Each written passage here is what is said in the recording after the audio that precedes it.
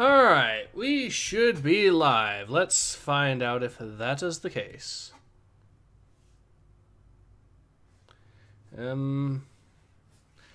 Apparently we are. I think. Yes, we are. Awesome. Asmogan is not quite here yet, but while we wait, I figured why not get the stream go ahead and started, since he'll be here pretty soon anyways, and just have a chat with you guys, see how everything's going before the comic reading starts proper. I hope you have all had a good week so far. Anyways, oh yeah, so let's see if there's anything. I do have something to actually talk about. There's been some news. Let me actually see if I can pull it up. Yes. With the new DLC that I've been waiting on for Wargame Red Dragons. So let's see when it's actually going to be.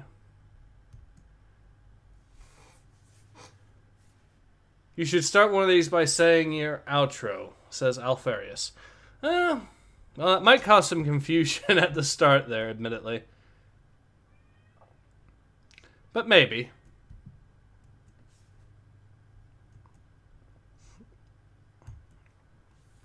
Apparently, YouTube hates my thumbnails, so I'm going to fix that real quick once the stream is done. Here we go.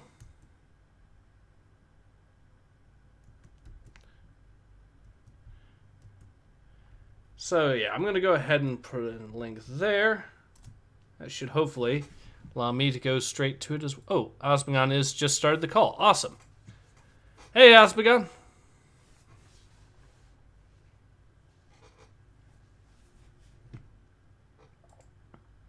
You there, Asmogan? I can't really hear you.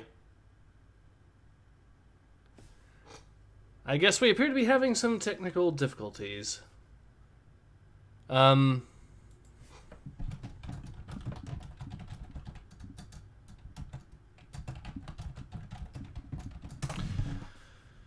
There, hopefully, apparently sometimes this happens, so I'm just going to go probably fix this. Make sure the audio is set properly. Voice and video. Yeah, it's set to default, so that should be good. Weird, this. Alright. Seeker says, hello, Ace. I hope you're doing well. Brace for the brain-melting trademark. Yep. I still can't hear you.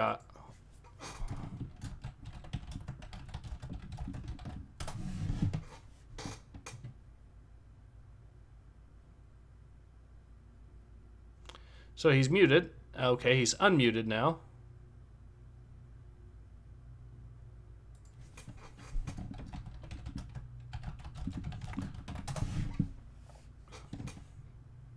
I don't know what's going on with his mic, but hopefully he can get it fixed. Still, sorry guys, sometimes this happens every now and then. Well, I might have to try. Actually, I might have to pause the stream a little bit. Because I wasn't expecting to have more problems, so I'll just disconnect. Can you hear me?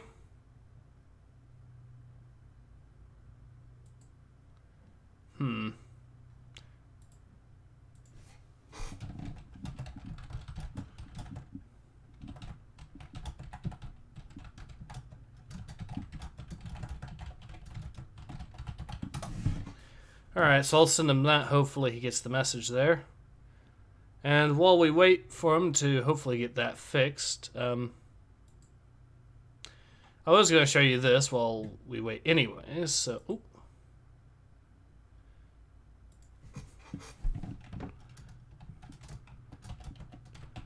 I shouldn't have his audio lowered. That's weird if I did. His volume says 100%. So he can hear me, but I can't really hear him.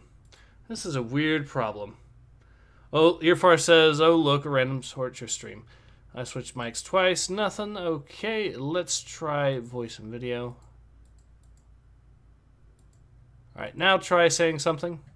Hello. Apparently it was on my end for some reason. That's weird. Oh well. Alright, you can hear me now though, right? Yes, I can. Okay, good. Apparently I need to reset the default speaker or something. Sorry about that, guys. It's alright. Yeah, I switched mics, I did several things. I was very, very confused. Sorry about that, everyone. Alright, but, well, at least we are now all set to go, and you do have a link, correct? Yep, I already have it pulled up. Alright. I'm on the cover page. Same here. So, shall we get into it? Sure. Alright. Oh, by the way, how are you feeling today? I know last time you weren't feeling all that good. I'm feeling a lot better. I have, it's springtime here in Maine, so all the flowers are coming out, so is all the pollen, and my allergies are acting up something fierce today. Yep. But other than that, I'm not sick. I'm not down in the dumps. So I'm okay. How about you? I'm doing pretty good. That's good. Weather seems to be pretty decent so far. So, okay, so I guess this first page, do we read this or should we... I guess this actually provides us a recap of what happened. The part that shows the kid yelling to the side and then the guy with 3 eyes, one of them's kind of gone. Mm-hmm. Alright, so I guess I'll do it in a voice here. A shocking revelation in Bralanak City. Force-sensitive McKeon Zine Brala. That's going to be a mouthful to say quite a bit. Has helped the Padawans of the Starhopper protect the citizens of Tremont 4 as they evacuate following the hyperspace disaster. But she is separated from her best friend, Crix Camerat, who, shocked by Zine's new powers, has chosen to leave the planet in company of the Nihil. I have a question. Shoot.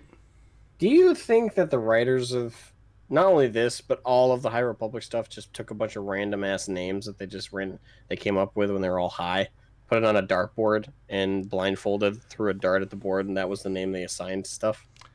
Maybe? That's the vibe I get. Like, just reading the names there. A shocking revelation in the Bralanak City. Bralanak. McKeon, Zine Mrala, Starhopper, Trimant, Crix Camerat, Zine, Nihil. Like, these all really, like, random to me. Like, don't get me wrong. I mean, normal Star Wars has a lot of random ass name shit as well, and Legends, as well as classic stuff. But I don't know, something about like the everything here just seems a lot more random to me. Yeah. Yeah, I think they are trying a little bit too hard. Either that, or they're just, at least when it comes to the names, to try to make them sound foreign, I guess. But it's just not really fitting Star Wars as well as they're hoping. So I don't know. Yeah.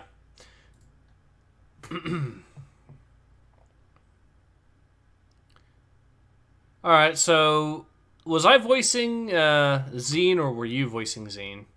The boy, I believe. Zine was the girl.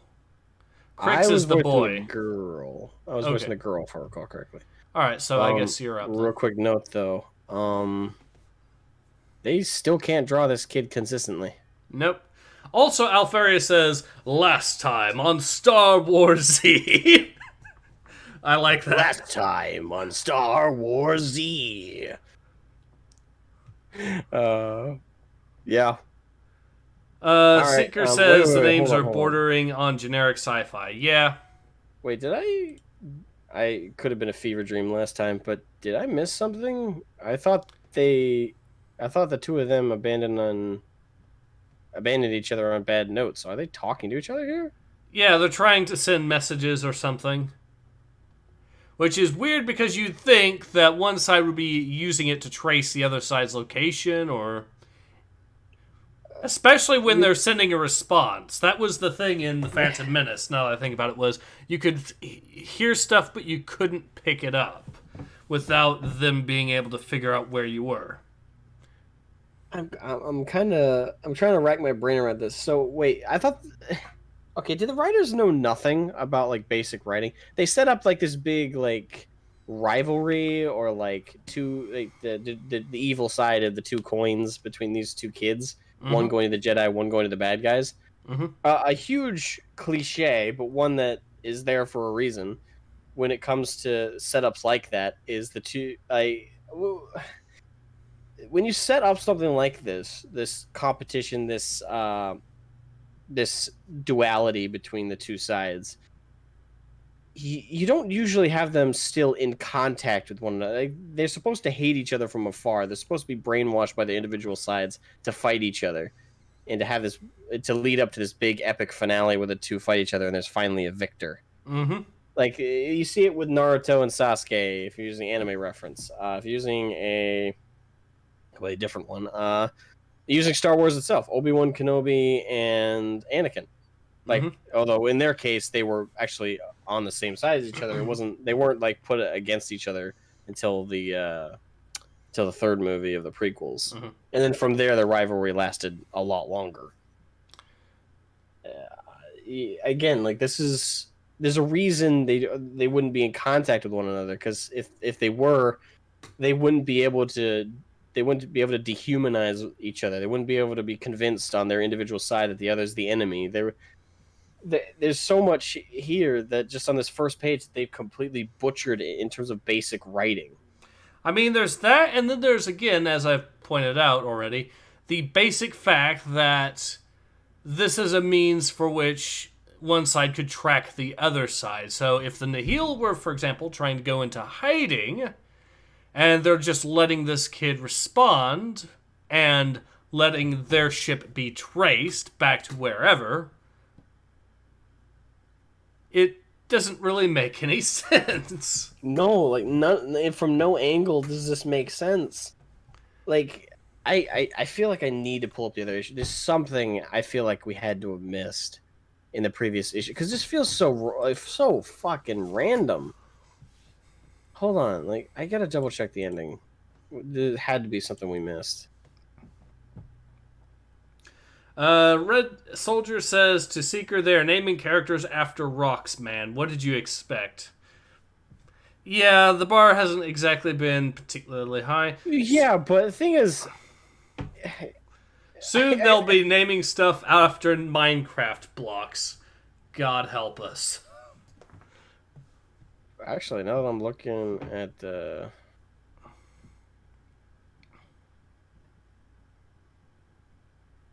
and hold on. Alfarius says, to be fair, Lucas didn't set the bar very high with major malevolence.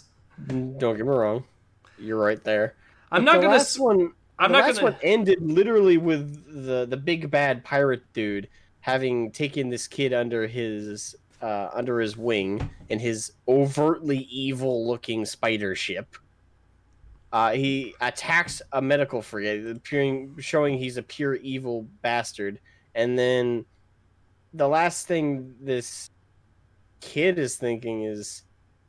The last thing he said to this kid is a brainwashing thing. He's like, even after she sent a Jedi to sabotage us with that creature, half my crew is in the medical bay because of them. Who is that girl to you, Crix? And he looks all disheveled and like, I don't know who she is anymore. Again, setting up that rivalry of the two sides, that competition that's being established, and the potential mortal enemies, two halves of the same coin shit. And then it just kind of ends after that of her going her way as well. Like, this is again, don't get me wrong, I'm all for cliches being subverted, but this quickly and this disheveled and this illogically, there's basically a right way to do it and a wrong way to do it, is what you're saying. And they're doing it the wrong way. Exactly. Completely. They're just starting this one off with them talking meaning that they could work out their differences, meaning that neither side will get brainwashed to fight the other. This big rivalry is completely being canceled out from the get-go. Why even try and set it up in the first place? It's almost like a Exactly. completely different writer was like, I don't like that idea, I'm just nuking it. It's like the J.J. Abrams handoff to Rian Johnson kind of thing here. Mm-hmm. Seeker says, fair enough. So, yeah, let's go ahead and get actually started with the reading. I guess you're up since you were voicing the pink-haired girl. Don't ask me to come on if you don't want to hear me rant.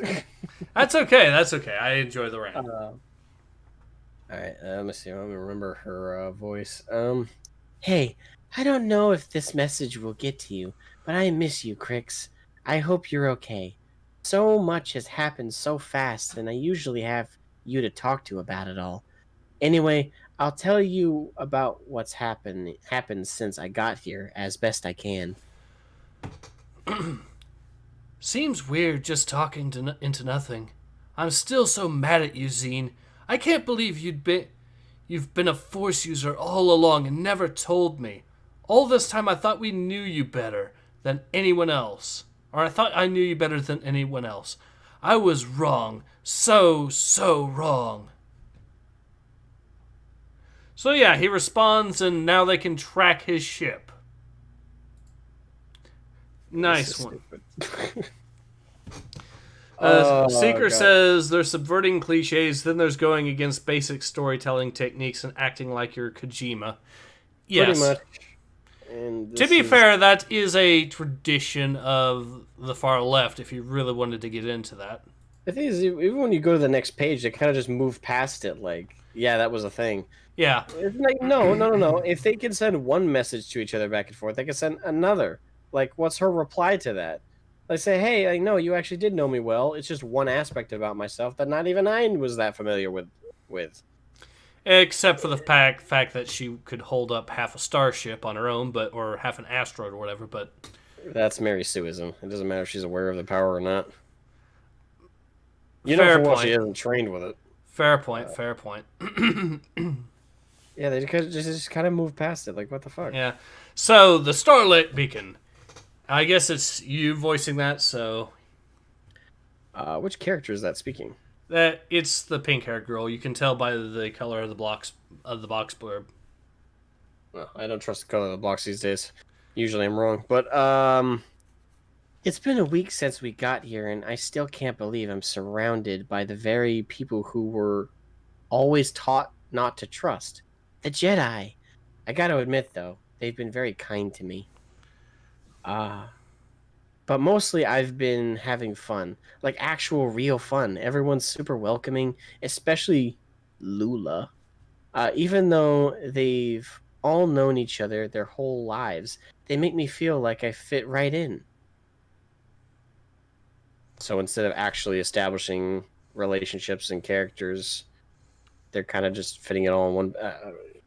Yep! That's exactly what they're doing.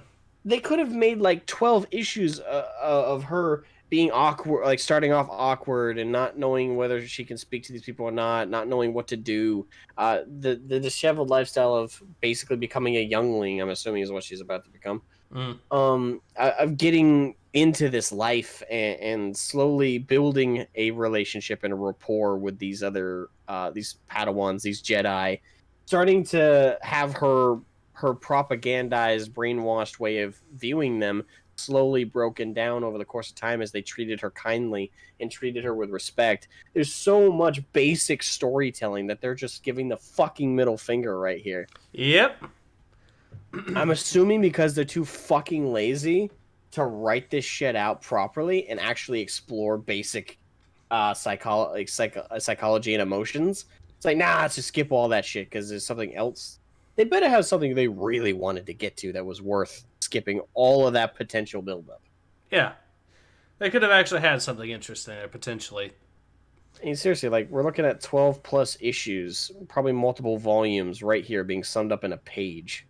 Mm-hmm. Let's see some more of the comments. Alfarius says, I'm starting to wonder how 2003 General Grievous was able to kill Jedi if the Force is this overpowered. That's a very good question. Seeker says, tell, don't show, never show. Alfarius says to Mr. Dan San, Palpatine did nothing wrong. Oh, yeah. Mr. Dan San said, although I guess he deleted it or something. Oh, wait, here it is. Sorry, my bad. I get why Anakin slaughtered the younglings now. Well, we figured that out at the end, or at the very first issue of the other High Republic comic, didn't we? Mm-hmm. Seeker says, developing characters over time is for the bigots. Mr. Dansan says, except not making Vader like 13 feet tall. Alright, so, I believe, alright, so with that said, I believe you're still up then. Yep. And I know it hurts you, but it's amazing to allow myself to actually feel the Force flow through me instead of trying to pretend it's not there. I mean, the truth is, I've also never felt more at home in myself. Wait. Is this her responding to him again? It might be. Wait, if so, why are you... The first thing she should have said to him is, hey, you did know me well. I just had the Force, but I hid it. I didn't, like, practice it or some shit. Like, even though, you know, that's hard to believe with her, like, Mary Sue ability to fucking stop a falling meteorite. Or stopping giant falling debris. But that aside, the first thing you tell him is like, oh, I'm so happy engaging in this life we were taught all along was total shit. What? Like, the man literally just expressed to you, well, the boy just expressed to you in triplicate that he is mad at you, upset with you, that you seemingly lied to him, and your response is to basically ignore that statement and just go on about how awesome it is to live amongst the Jedi. Oh dear, oh dear.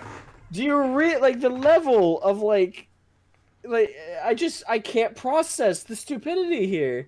Like, how dense are you, you little shit? Like, the kid just told you, hey, I'm fucking pissed at you because you lied to me. And instead of reassuring him, no, I didn't lie to you. Let me explain. No, you're just like, oh, you know, this is so awesome. All these people we were taught since we were children to think are evil. Nah, they're great. What? Two pages. 2 pages. This feels like a good let the hate flow through you moment here. How do you do this badly in 2 goddamn pages? That's a fucking miracle. You work for the comic books industry, apparently. Jesus Christ. Alfarius says the Sith are either leaders of Ancapistan or a generic dictator. Yeah, sounds about right. 1 second, someone's knocking on my door. Fair enough. I have to really see real quick just to see if... Okay.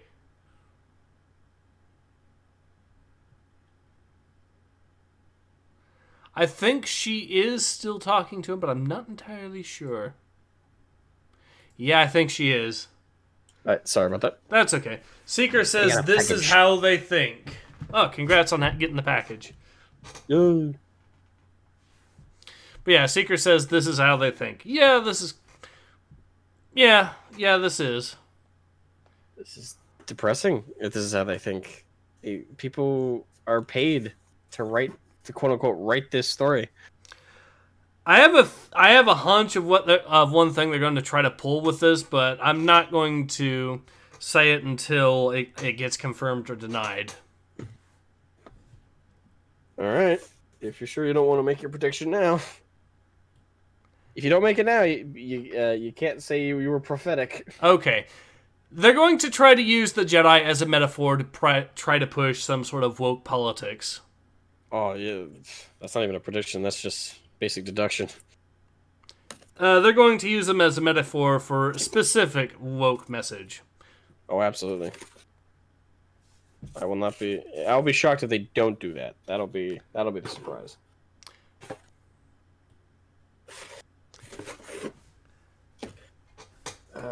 The reason these people are broke is because they are told what to do in school and not shown. Correct. That is correct. Yeah, that is definitely a contributing factor for sure. Bring back shop class win. Alfari says, well, that's a given. Okay, here's the theory. They're probably going to make the Jedi a metaphor for the trans community, is what I think is what's going to happen here. I think that's probably what's going to happen here. Maybe? Maybe. Yeah, I don't know. It could be trans. It could be a number of other things. It could be woke and could be in orientation as well, technically. But yeah, I that's just my hunch. They're probably going to pull something like that because, again, these people believe everything's political, so they have to politicize everything. I don't know why. Like, how do you enjoy life like that? The answer is very simple. You don't, which is why they're always complaining. I mean, every time I get that's dragged into political discussions, I always get angrier and angrier, so I can't imagine it's enjoyable. I mean, here's a good example. Here's a good example for you. Have you ever heard an SJW say the phrase, and I quote, I just want to be able to enjoy a particular hobby in life? I only hear that if they have suddenly realized they don't want to be SJWs anymore. Well, I've heard it when they still want to be SJWs and want to push their politics into something. Like, I've heard it when they've been wanting to push wokeness into 40K, for example. And yeah, that's an example right there for you. They can't enjoy anything. And what I explained to this particular individual who, in this particular example, who was talking about trying to push wokeness into 40K was, well, wouldn't that mean that if you can't enjoy anything at all in life, wouldn't that mean that the problem is not the hobbies, but you as an individual being too narrow-minded, to the point that you're too picky, to the point that you can't enjoy anything? Then they got rather salty at me pointing that out. That is a logical conclusion to that point of view. Alfaria says, "Oh God, you're right." Red Soldier says, "If they were shown what to do, they would have been more right leaning, which is a big no-no." Yeah. Seeker says, "Lol, never." National Socialist German says, "Hello, hello, National Socialist German." DY says, "Lacey Green used to complain like that." Yeah, exactly. Anyway, so did you actually read the bit at the very bottom where she says, "I felt also," or "I've also felt," or "never felt"? I think I did, but I can read it again. All right. I've also never felt more at home in myself, more surrounded by people that care about me. All right. All right, so let's go to the next page and also finish up more comments here. Red Soldier says, "The second my uncle taught me about paying taxes and how shit works, I instantly started thinking about firing squads and punishing corrupt people."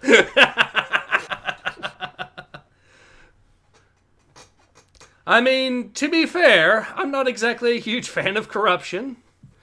Especially when it's corruption involving elected officials. I will say that. I'm not a fan of that at all. Alfaria says, "You are correct, sir." Anyway, so... Oh, it's more lines for you. Corrupted politicians? Yeah, the corrupted politicians. Yeah, but that's it. And the people... Sorry, go ahead. Sometimes I still hear the echoes of all that destruction. I miss Bralanak City, the only place I really called home. Oh, wait. Didn't you just say in the previous page, I've also never felt more at home in myself? More surrounded by people that care about you than with the Jedi.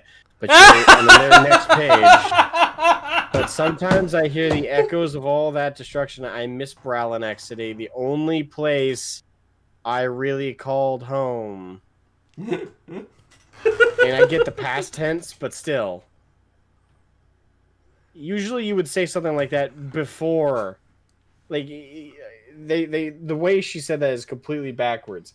Normally you would say, "Hey, I miss our old home like a lot, and it was a place I actually thought of as home. But this new place has got a lot of really awesome people and is making me feel more at home than ever before. So I found a new home or a new place to which I can call home." Right? Normally that would be how you would word that. You don't who the fuck words it like, hey, oh, this place is so awesome and great. Oh yeah, but I also missed the other place. This place is Presumably, so awesome and great. presumably it's the same person that thought that her telling all of this to her friend who hates her right now was also good writing as well. Mm-hmm. Alferi says that's a fine mood. National Socialist German asks, why didn't you play a Battlefield 1942 and mods? I do play Battlefield 1942 and mods. Alferia says, pacing, what's that? Seeker says, I love this place and these people. Now let me express how much I miss my shitty home. Whee! Exactly. That's exactly it. It's just insanity. Whoever wrote this has no idea how to write, let alone converse with people. All right, I believe you're still up. Jesus Christ. And I also miss my best friend, Crix. I also voiced this chick, as I recall. Well, I thought I voiced her. Oh, if you did, go ahead. All right. Hey, what's wrong, Zine? Nothing. I'm okay. I'm just confused. Of course you are. So much has happened. I know. I'm okay. Just processing. Did you need something, Lula? No, I came to tell you that... Wait, who's talking? I guess it's the...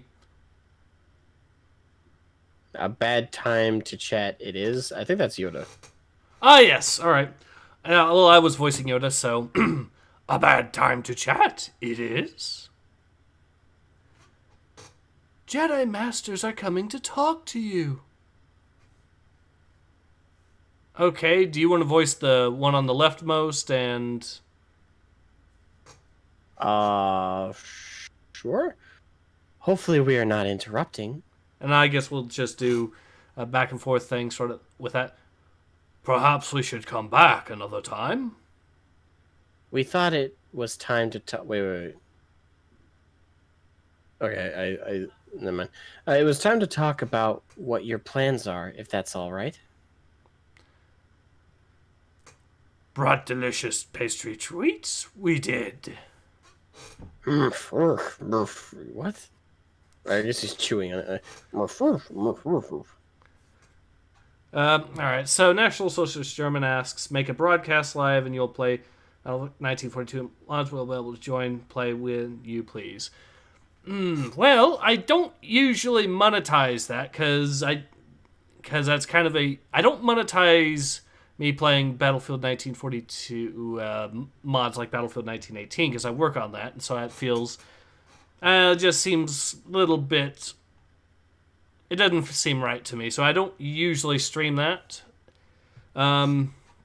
Also, kind of weird to be streaming my own mod as well. Alferia says he still looks high as fuck. Are we talking about Yoda or are we talking about the other dude? I just want to point out he did bring in the munchies. That is true. Weed, good it is. I can do a Yoda voice. These death sticks are. Smoke weed every day. Alright, so I think I was voicing this kid, or...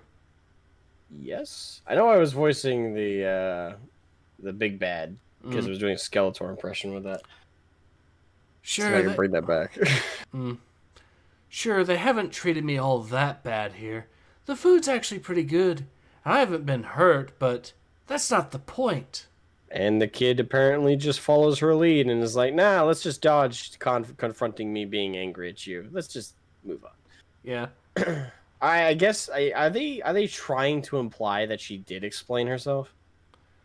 Maybe. I think they are implying that to an extent. They did absolutely nothing to set up that it was explained. Okay. Come on, kid. Keep it moving. Where are we going? I guess I can do that voice there. Boss wants to see you. Breakfast. Can't wait. All that could change at any moment. Okay, so that's your heal base ship. I must say, I am disappointed, Elder Tramak. I had hoped you'd be more generous with your knowledge. Well, what's going on? I think I voiced the other. Please, you have to understand. Our scriptures prohibit revealing this information to outsiders. It is a sacred knowledge. It can only be passed on to the next in line for our council of elders. I'm sorry. Very well then. The point is, I don't know everyone. The point is, I know everyone I've ever cared about has abandoned me. I am truly alone, Zine, and it's your fault. Okay, so he hasn't forgiven her. Also, okay, so that means they're not implying that she explained herself. So she really did just immediately start talking about how great her life is now. Yep. Good. I hope the authors of this book genuinely learn how to talk to people like people.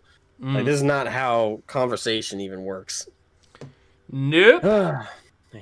Take them to the rink. Alright, so Urosocium says, also this reminds me that someone's making a Star Wars Dwarf Fortress mod. National Socialist German asks, do you play General? Sometimes. But again, I mainly play single player, so...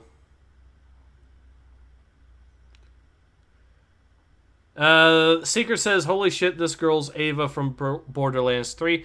Pretty sure this kid is supposed to be a dude. Yeah, this kid's supposed to be a dude. Trust me, I can't blame anyone for... The way they've drawn this kid is, A, inconsistent at best, and B, many a times he's got, like, very feminine features. So it's incredibly hard to tell frame to frame. Alfaria says they are subverting human speech. Very progressive. That's what it feels like, doesn't it? Yep.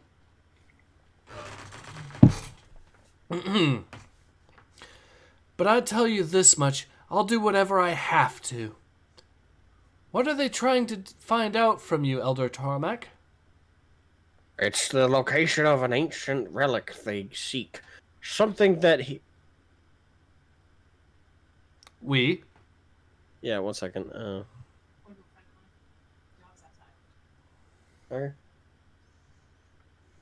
Apologies. That's okay. Just being notified something. I'll just start over. It's the location of an ancient relic they seek. Something that we hid many years ago in the heyday of our people. Right, so I'm assuming I'm also top of the next panel. We divided it into 2 pieces and swore an oath never to reveal the names of the planets they're on. Anyone looking for them, well, they can't be up to any good, I know that. I mean, do you think maybe you should tell me? Actually, wasn't that yellow box first and then? Yeah, I'll do the yellow box, actually. Not just to survive, but to make sure no one ever puts me in this situation again. I mean, do you think maybe you should tell me? Hey, less talking, more trudging toward your certain doom. Oh, come on. Okay. Oh, God. Stereotypical, maniacal, fucking henchman there. Is this guy being sarcastic, or is he legitimately trying to... I don't know. I don't know.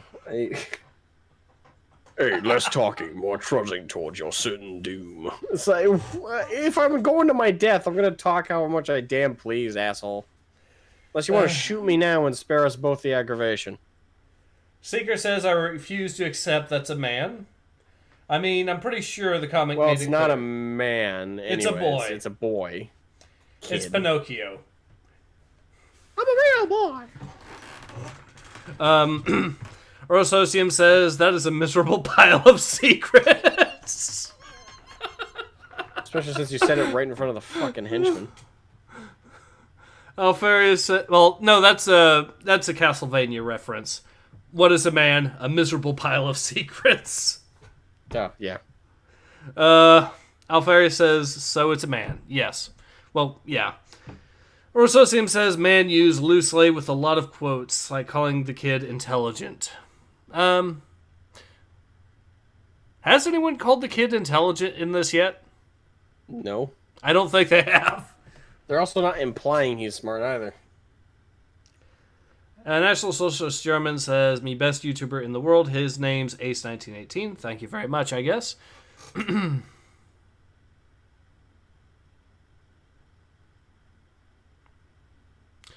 All right, so anyways, so let me read my line here. Just in case, one of us doesn't make it out of here, the knowledge won't be lost forever. I swear not to tell anyone. Oh,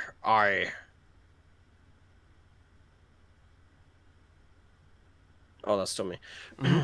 I suppose you're right, young Crix. Though you must uphold that promise, no matter what. They cannot know you know. Otherwise, they will surely destroy me. Of course, my lips are sealed. Again, they're having this conversation like a foot away. Like, I know. The henchman isn't exactly giving me vibes of intelligence here, but certain still. doom. Fuck. The object they seek is in a cave on the outskirts of the. What the fuck? Carva Shark ruins. Okay. Carva Shark. Carva Shark. Kind of like Rent-A-Car, but for carving sharks, apparently. I swear to God, these are random number generated names. I swear. Carva Shark ruins on the southern hemisphere of Vrant. Vrant Tarnum. I stand by it. It's a fucking dartboard blindfolded. Vrant Tarnum on the far reaches of the Stigmarn system. Oh my God. Can't you at least try and make somewhat pronounceable names for shit? No, because that would be too much like Star Wars Legends. The thing is, sometimes names are also derived from things. Like, in fiction in particular, if they want to make an alien-sounding name, they typically use a real word, and then they might change the lettering or might add an accent mark or something. And the real word usually has some kind of hint to like the implication of something, like calling a planet. I don't know. Use a foreign word for rage. Like use like the Japanese word for rage, and you name a planet that. It's a hint at like at the essence of like what might go on there in the storytelling. Mm-hmm. Like again, usually names and titles and descriptions of things, even in fiction, when made alien languages and stuff like that, are still derived from something we in the real world can find extra meaning in or find something interesting in. And usually, again, it's more pronounceable than this. This is just random letter generator. Mm-hmm. Like, please tell me, anybody out there, Carva Shark. What, other than the word shark in there, what the fuck does Carva mean, IRL? Hey, what is that derived from? It could be derived from... Tarnum. It could be Stigmarn. I think Carva could be derived from Kharkov, maybe. Yeah, Umbra makes sense. Umbra does mean Umbra is like the center of a shadow. It's like the darkest part of a shadow. I can that is a derivative word, yes, but I don't have a fucking clue what Carva or what that's derived from, or Stigmarn. In Vrant, you could say that's Vrant with a V in there, maybe, but this doesn't come off like these words are derived from something. Mm. They don't feel connected to anything real, or if they, in my opinion, if they are connected to anything, it's probably coincidental. Mm-hmm. Should I feel sad that Geode is the most practical name so far in the High Republic canon? I think that fits. I think them putting the most amount of their effort into a literal rock as a character is fucking fitting. Let me read some of the comments here. Orososium says, nice, the kid is literally telling the old guy that he is going to die. Suave as hell. Yep. Akos Kovac says, Kachi Alferia says Umbra is just Umbra, which means Umbara, which is just Umbra, which means shadow, I think. Orsosium says the name is obvious. They are carving a shark.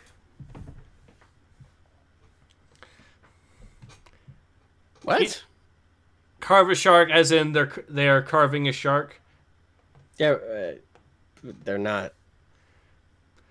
Maybe that's what the planet's known for an industry where they carve sharks or something. I don't know, we'll see. Optimus Jedi says, I too sometimes cough after a drunken blender that includes hookers and blow, then write shitty comics with my guttural moaning as inspiration for the dialogue. Makes sense when you put it in that context, yeah. Alright. There are two voices screaming inside of me, Zine. One that misses you more than anything, and one that hates you for not telling me what you really are. Okay, they're literally telling each other this shit, too. Like, this isn't just inner monologue. The implication from the start of this comic is that these are messages they're sending back and forth. Who the fuck talks to people like this? Like, the conversation makes no sense. I agree. Like, there's no sense. There's no logic, no common vernacular. There's nothing about this that feels even remotely relatable, let alone real. Mm-hmm. Like, I'm literally aghast at like what I'm reading. Like, I have no idea what the fuck they're thinking. Akos Kovac says, but do they carve the sharks or do they carve stone into the form of shark? Who knows? We'll see, I suppose. Hey, who's speaking? Welcome to the battle rink? Yeah, I'll do that. It's an announcer. Welcome to the battle rink! They couldn't say ring, really? They'd use a K instead of a G. Why? Was that copywritten? Maybe. Her? What? Listen up, contestants. It's time to mount your buggeranth and get to fighting. I'm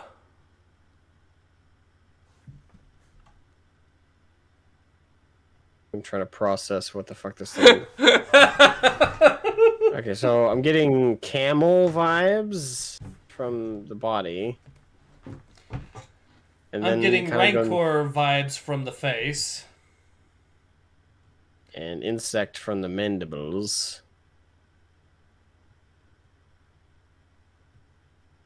And it's not the worst looking creature they could have come up with.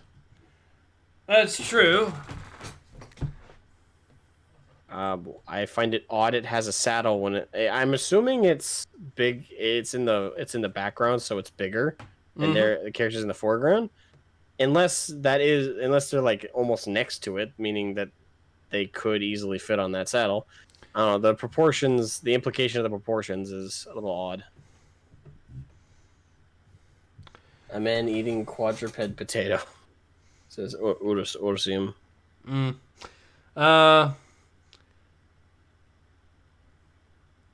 Let me get the comments here done. Alfari says, probably stone into sharks with the ruins around. Orsosium says, if it was an awesome comic and story, first one. If it was crap, so this one, not even the second. I'm not sure what that's in reference to, but okay. Seeker, the High Republic, or I have no idea what's happening. Yes. DY says, SJWs already assume nobody ever speaks the way normal people do anyways. Correct. That seems to be correct. Alfari says, Disney are sure this comic will work? I have no idea. Orososium says, Manny. Okay, you already read that. Akos Kovac says, where's the Spanish Toreador when you need him? Optimus Jedi says, me. This is Star Wars. This is Star Wars SJW's shitlid. No, it's the High Republic. Emphasis on the high. Yep. Alright, so now back to the dialogue. Yay. I believe I was voicing this dude, so... The issue, of course, is that the child is far too old to begin training. Here we go. On the other hand, we still don't know the current status of Trimont 4. It's not clear whether sending her back is an option right now. She could remain here temporarily, of course. She has more than proved herself a powerful ally, and she has fallen in well with my own Padawan Lula, as well as the others. Master Sai makes an excellent point, as usual. Wait, which one's Sai? I think it's the one that we haven't seen prior to this, so the one in the middle. Oh, okay. Wait, what good point? Like, That she could remain here temporarily. She's proven herself a powerful ally, fallen in well with the Padawan. but all of those can easily be argued, I think. Yeah. And I've already spent a lot of today's stream ranting about each individual detail. So You're free to rant as long as you want here. Go ahead. Point number one: she could remain here temporarily, of course. Okay. So you have It's that point is obviously no duh. The Starlight Beacon's implied to be rather large, and I'm assuming there's plenty of housing. Mm-hmm. But why is she being kept in with the Jedi? And I get it; she's force sensitive, and the implication is that they're contemplating training her despite her age. That being said, though, shouldn't they be keeping her in normal quarters until they've determined for sure that they want to train her as a Jedi? Like, keeping her in the Jedi quarters before that decision's been made that sets up unfair expectations for the girl herself, because now she's already got the vibe that she's already welcome. What if they had decided, hey, we're not going to keep her, we're not going to train her, she's going to have to go back to some form of civilian life? Then giving her that taste of potential Jedihood, I suppose, was kind of cruel, don't you think? Mm-hmm. She has more than proved herself a powerful ally. She did have a Mary Sue moment where she helped another one of your Padawans hold up a giant falling debris. That is true, but it's a one instance. And it was done in what I assume to be an emotionally, what's the term? Volatile situation where she was afraid, she was scared, so she had 100% of her focus on the debris. But you've seen no other iterations of how she controls her power. Mm-hmm. Well, unless I can't remember, was she using it to like push people around and force maybe a little bit? I think now that you mention it, because I know she was moving her hands around, but I couldn't tell with the artwork definitively if she was tossing motherfuckers around like fucking baseballs. But even assuming she was doing that, that would already imply to me, if I were a master, that she's had training. Like, how the hell would she know how to force grab people and toss them around so adeptly that she doesn't even need a saber to keep up? Like, that for me would spell out potential tampering and possibly training under a Sith regime. There's so much there that I would hesitate to allow her to train, because it's because of her power and her versatility with the Force that would lead me to the conclusion that she had to have received prior training. And since no Jedi that they know of has come forward or has been training Padawans outside the Order, I would, even though I know at this point in the lore, if they even give a shit about the lore, that the Sith have virtually considered gone, Yoda suspected some fishy shit back in the prequels with minimal evidence of it. Mm-hmm. Here, with how powerful she is and how adept she is at using the Force, if she was throwing around motherfuckers like possibly she was, I would think Yoda would find that a potential warning sign. But here he's all like, nah, we're cool. He was incredibly resistant to training Anakin. And Anakin didn't even have anywhere near the potency this chick has showed off. Mm-hmm. So, I mean, he also resisted training Luke at first as well. Yeah, he's always been hesitant and careful. Are they implying that this is the situation that's going to lead to him having that conclusion? Or are they not even going to touch on that because the writers don't even know anything else about previous Star Wars? Probably the latter. Probably. So there's so much about just that point alone that's contestable. So I don't think it's an excellent point. It's an excellent point of contention. It's an excellent point of like a definitive like period nature, like it's done and dusted. Mm-hmm. And she has fallen in well with my own Padawan. okay, that's actually a bad sign because that means there's a friendship formulating, and in the Jedi code, they don't allow to formulate emotional connections with one another. They're not allowed. They're allowed to be friendly, but they're not allowed to actually formulate these strong emotional bonds with anybody. And the notion, oh, she's falling in well with my Padawan Lula. Okay, that means she's growing attached, which is something the Jedi directly oppose. They oppose attachment. So that would actually be another point of contention on why that's a problem. Because now that she's formulating an attachment, an emotional one to Lula, that means when the Jedi, if they choose to train her and take her in, have to separate her and keep them apart long enough that their connection, if not minimizes, the dependency is at least gone. And that this new girl who's going to be taken in, assumedly as a form of a youngling and then trained into a proper adult Jedi, she needs to be how versatile all Jedi are trained, which is the ability to be able to work with any other Jedi, any other Padawan. That's always been the strength of Jedi over the Sith, is that they can work with anyone in their order because they're all on the same like mental wavelength, because they're all connected to each other on the same basic level of training and understanding of the Force in the Jedi teachings. So they aren't dependent on one other person that they have to work with. Like Anakin during the Clone Wars, great example of this. He wasn't dependent on fighting with Obi-Wan solely. Jedi were trained to work with any other Jedi in any situation. They didn't even need to get to warm up to each other. They instantly knew how to work well with one another. Yeah, they would get to know each other's personal style as they fought, but on a basic level, they knew how to work together and their goals and how to fight.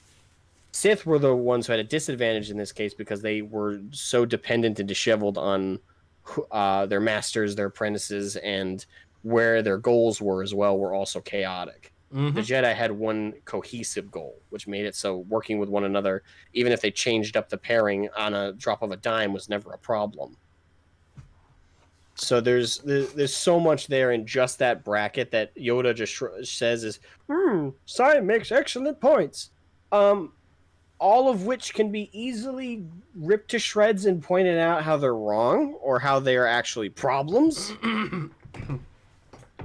There's so much in just that one little dialogue box that can easily be argued. And it's annoying to see Jedi masters are just like, yeah, we're going to have a single conversation where it all adds up to virtually a small conversation. We're not going to actually go to like the council chambers and actually break. Like, they took a while to discuss Anakin becoming trainable, and even then they still came to the conclusion he's too old.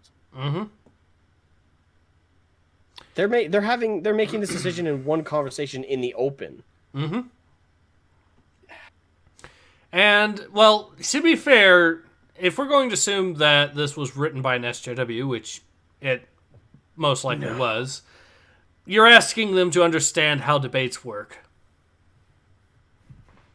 You're also asking them to know an inkling about this universe. That too, but asking... Like, I actually had one trying to tell me at one point that mods were, by definition, censorship. Because they changed the original content. As in mods for a video game. I've received stupid comments before. Yeah, but this guy was he's a small-time YouTuber, but he tried to use it as proof that he debunked me and all that nonsense. It was hilarious. Wouldn't give him the time of day. Meh, I did for mainly the laugh. But anyways, so we've been talking enough that there's been some comments built up, so I'll just read them real quick. Also, you have one more comment or line there for you to read as well before we do that. He's just stuffing his face. Buckets of blood over there. Yeah, while they're having a serious conversation. Just what a noble and respectable master. Exactly. Anyway, so Rososium says, I am Spanish, no toreador, and even if I was, I wouldn't get into this story to touch anything. Alfari says, stop, fools, before she starts killing younglings. Rososium says, Alfarius, be honest. Are they any better dead or alive in this universe? This Jedi says, dead, definitely dead. Dragoness Wolford says, can I listen to this or will I be enraged and leave? You'll probably be pretty enraged at this, but you're more than welcome to stick around, of course. Alfaria says, good point. Optimus Jedi says, at this point, 40k is a brighter universe than this hellscape that is the High Republic, where Jedi murder species to train their initiates. Bring on the Space Marines, at least they are honest. Carefully eyes the Dark Angels. But Urosocium says, that sounds like a bit like Invincible, but only in Murder to Train, cause Invincible is a good series and a good comic. That is the highest horror I'll give this tribe a comparison. All right. Krieger in the Trench says, yes, this version of, quote, Star Wars. Alfari says, what's wrong with her face? I'm not sure which her he's talking about, but to be honest, most of them have something wrong with their faces. Krieger in the Trench says, why must my childhood be violated like this? But that's the way with any entertainment these days. Yes, it is, it seems. Alfari says, that makes Grievous even more progressive. Dragoness Wolford says, okay, I'm getting a huge cringe vibes. Yes, let's ask the Padawan what she wants. It's not like we steal them as babies and brainwash them. Optimus Jedi says, SJWs write their heroes like normal people write villains. Yes. Yes, they do, actually. Orosocium says, the most realistic outcome of all is that this is that everyone dies from stupidity. True. Krieger in the Trench says Grievous was a much better threat in 2003 cartoon, even though there are aspects of the 2008 cartoon I love. Alfaria says, I just want scene in the last season of 2008 where Grievous says he got some new upgrades and becomes a murderer machine like in 2003, and it comes full circle. All right. Now that we've gotten that out of the way, time for my lines. Watch it. And prepare yourself for some more cringe. Masters, with all due respect, maybe we should ask the person whose opinion on the subject matters most of all what she actually wants to do.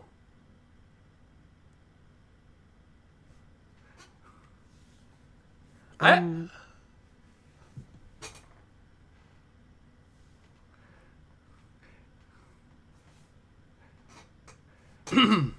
guess, okay, so, but also, huh? Were you voicing that dude as well, or voicing? Yeah, I was also voicing that guy, but before we get to that, let's... Okay, so... Let the rant begin. Okay. So the Jedi don't really take the... That's the thing. The implication that they're trying to give here is that the Jedi are a democracy. They're not. Mm-hmm. Not in their own order. If they let someone in, it's not a democracy. Yeah, it's a democracy amongst the Council of Masters. No one else has a say, though. Mm-hmm. And that's like one major flaw with the Jedi is... Realistically speaking, they're actually pretty draconian with how they operate. So, the Padawans, again, this is another reason why the Masters also have a closed council discussion about it.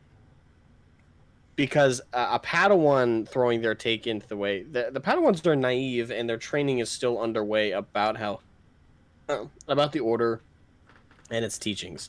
That's why only the Masters can make big, grandiose decisions like this. Also, in the case of Anakin, they didn't ask what Anakin wanted to do really either. They did allow him to speak. They did ask him questions. And at any time it's implied he was free to say he didn't want to be there if he didn't want to be. But at the end of the day, to let him in or keep him out wasn't really up to him. They don't really leave that out there. Yeah, Anakin wanted to be in, so it was kind of a closed session. But let's pretend for a second that he didn't want to be in. The Order wanted to accept him.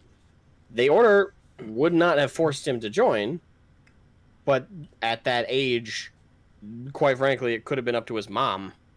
And if they don't have a guardian to take care of them, the Order might potentially feel inclined to take the kid in anyway. Mm-hmm. Unlikely, but they could. In this case, asking her opinion in other than just asking her if she consents to joining or refuses to, past that, there's no discussion.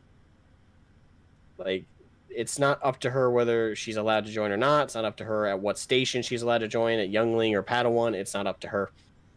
The only thing that's up to her is if she accepts joining, and if she does, she's under the control and operation and tutelage of the masters, meaning at any point they can tell her whatever to do.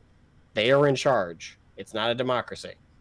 It's not a debate. It's not a discussion. If she agrees to join the order, she is at the behest and service of the council and her master when she's assigned one.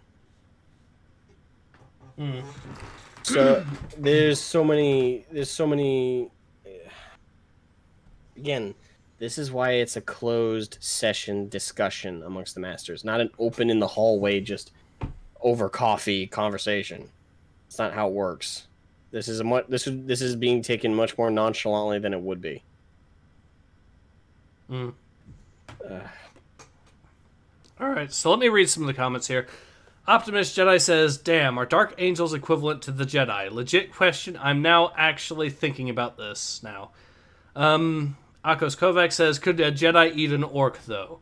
They are shrooms, so it's technically not meat, but at the same time they are sort of sentient."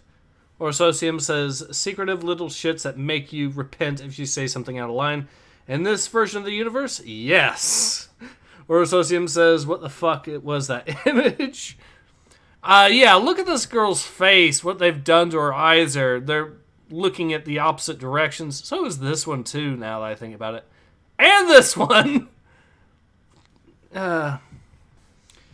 Alfarius, I wasn't able to read Alfarius' comment. I think it was a what or something. Or Socium, or Optimist Jedi says, "The amount of similarities between the Dark Angels and the Jedi are blowing my mind right now. Damn it, Ace!" Or Socium says, "Why are kids allowed to appear like kids in that image? Jedis are anal about making them behave like adults from a young age."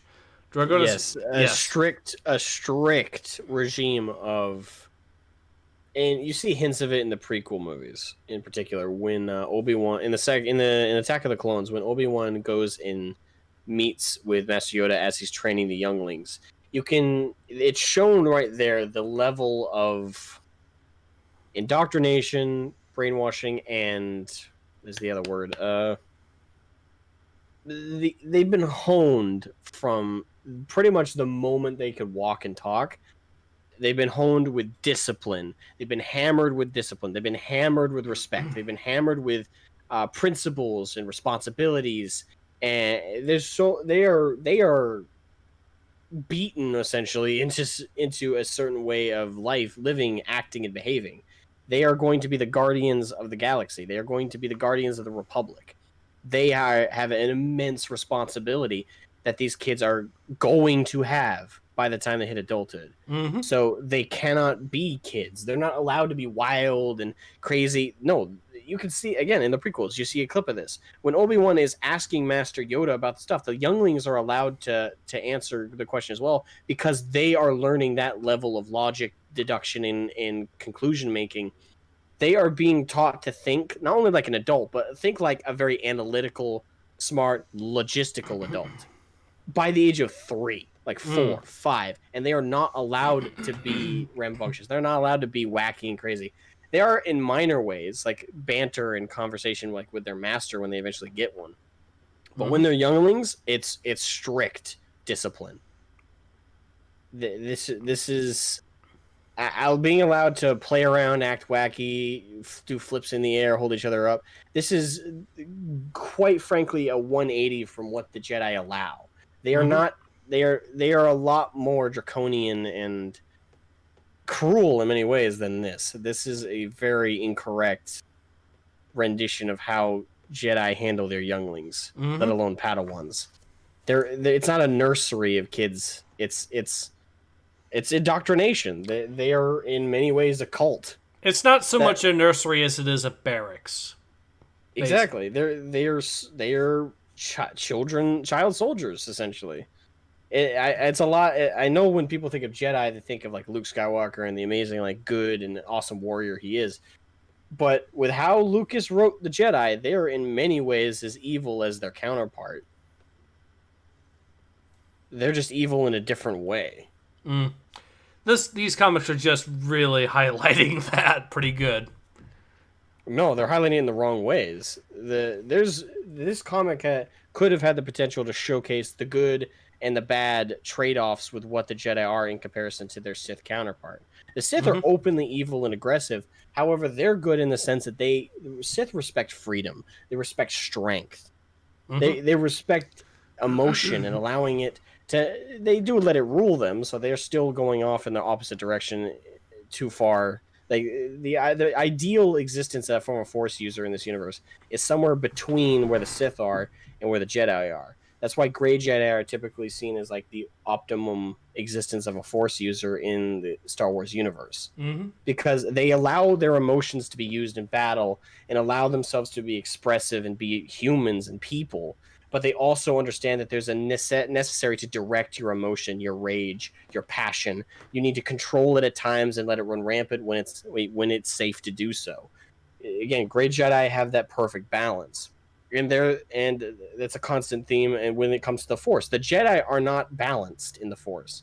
They are way light side, but because of that, they have a strict regime and indoctrination, brainwashing that they operate with to an aggressive state.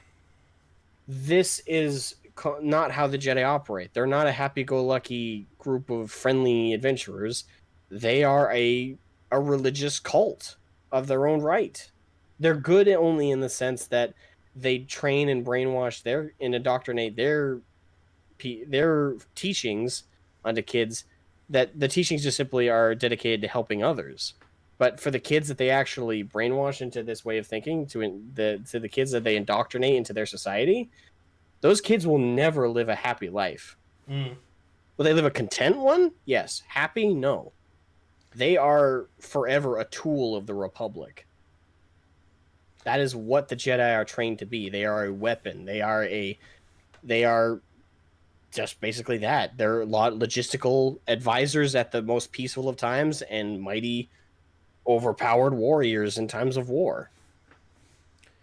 All right, so I got more comments here. Dragoness Wolflord says they usually don't ask the parents of the children they take. If they ask, they only accept a yes. They get brainwashed from early childhood to be warrior monks. It's not important what they want. Exactly. Seeker says, I give up. Alferia says, Sargon was right about the Jedi. Yes, he was, which is why one of my videos is titled Sargon is a Nostradamus of Star Wars lore. Akos Kovac says, monk, not soldiers. Yeah, although in this, it's more, a little bit. It's Urososium says Sargon was right about quite a few things and is hated for it. Optimus Jedi says, yep, Sargon was right and we should all aspire to Starship Trooper citizenship. Service guarantee citizenship. Alfarius says, I'm glad his Starship Troopers video is back. Optimus Jedi says, same here, Alfarius. I've watched it 3 times now. It's a masterpiece. I'm going to run to the bathroom real quick. Yeah. I know Sargon actually liked the video in which I called him the Nostradamus, admittedly. But yeah, with the way that the High Republic is going, yeah, there's no way to interpret that other than him being absolutely spot on with how the woke crowd was going to take that. And speaking of Star Wars, I will say this.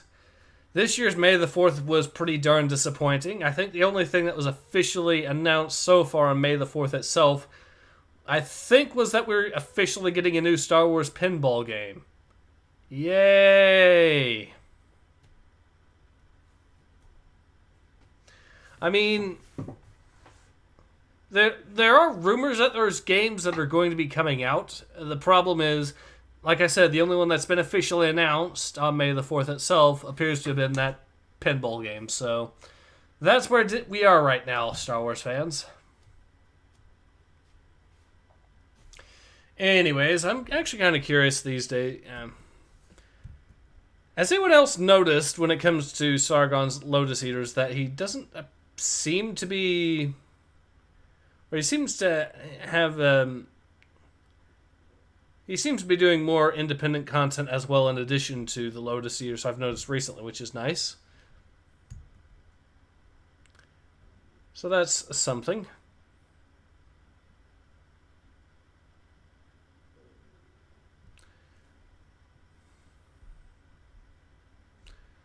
apparently we got something new regarding Necromunda, but I'm waiting on Asmogan here.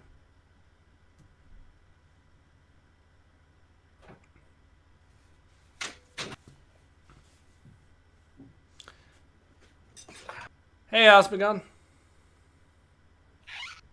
Alright, I'm back. Alright. Oh, did you see the House of Shadow reveal thing for Warhammer? No. Yeah, it just came out an hour ago, apparently. Oh, we've been doing this all the time. Yeah, so apparently it's for Necromunda, but yeah, there's something about that too. Ursosium says, use the Force, Luke. It is forbidden to use the Force while bowling. Feraldo says, why not make Star Wars pachinko while they're at it? They probably are. Yeah, they probably are. Like I was telling them that the only thing new that's really that was announced on May the 4th for Star Wars was that we're getting a new Star Wars pinball game. Surprising. Alfaria says Star Wars flamethrowers. Those already exist, I'm pretty sure. Optimus Jedi says the delicate models for Necromunda look pretty awesome. Okay. Anyways, so now with that all out of the way, it is up for you to carry on in the next page. Alright, let's see if I know I gave this guy an accent. I don't know if I remembered it right. Maybe you should ask the opinions of the next most important people on the subject besides Zine. Her friends. I believe you already covered the problem with this. Yeah, I already did. I laid into it. Galactic Data File, Jedi Hierarchy of the High Republic. So, we first have you. You want to go through this, or shall I? I'll go through it, I guess. Younglings, Force-sensitive children beginning their Jedi journey. You should also throw in there forcibly indoctrinated at the age of, like, newborn. Padawans, still training in the ways of the Force as an apprentice to a Jedi Knight.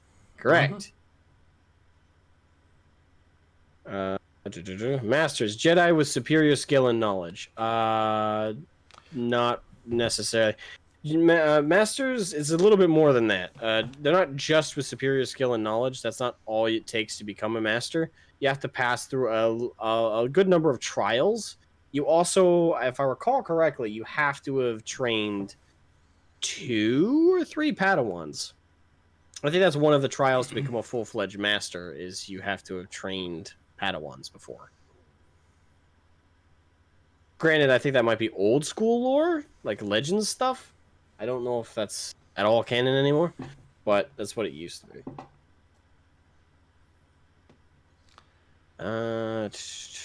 Oh, I skipped Knights. Yep. Well, to be fair, it's because it's at the bottom of the page. Jedi Knights, Jedi who have passed their trials and are devoted to the light side of the Force. And yeah, if you want to put it in that simplistic manner, yeah, that about sums it up.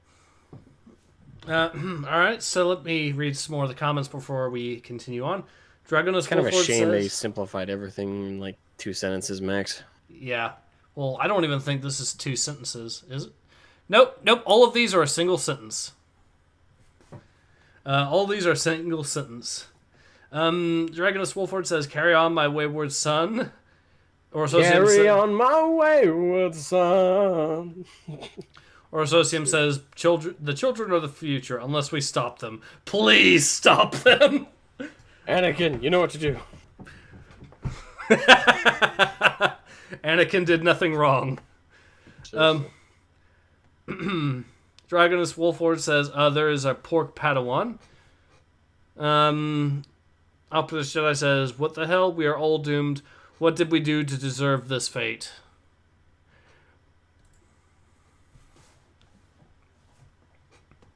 Alright, so next page.